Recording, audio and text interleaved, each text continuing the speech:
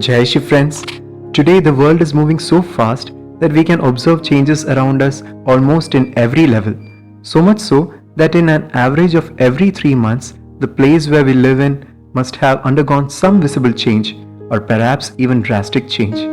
What we used a year back or two, like the phones, is no more in the market or must have got outdated.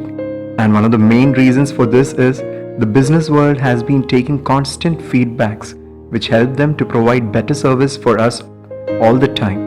And those who don't care for feedbacks and remain stereotyped get alienated. This is true everywhere. In our job, whether you are a student, a professional, a businessman, a spiritual leader, or a farmer. In our relationship with our family, friends, and colleagues. If we don't ask for genuine feedbacks, we seem to accept no change, and ultimately, it's a sign we close our eyes to success. It's here Jesus sets an example for us when in today's passage he asks about the impression others have about him. And Luke states he did this immediately after his prayer and reflection. Jesus was on his way to the cross. He desired to know how much he had been successful through his ministry, to what extent he made a place in the heart of his near ones. Yes, he knew very well feedback was a necessity, as he had dedicated his life for the society as a son of man, one among them, and so their opinions counted. Secondly, Jesus asked the disciples, "Who do you say I am?" And it was a question very personal. All the answers received were information, and Jesus desired an answer from them basing on their experience with him for 3 years.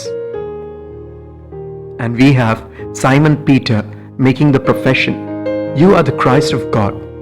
Yes, certainly, it's an inspired profession, but it's also from his intimate experience with the Lord, as it is the same Jesus who once asked the weary fisherman to launch out into the deep and cast the net on the right side.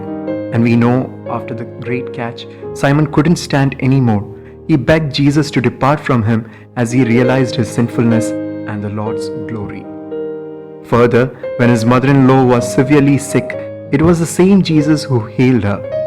Again, when Simon was sinking in the sea, it was the same Master who strengthened him by telling, "O man of little faith, why did you doubt?" Obviously, Simon's deep experience with the Lord compels him to make the profession. The question before us is, do we still believe in Jesus because of someone's faith, or do we have a personal experience with our Lord?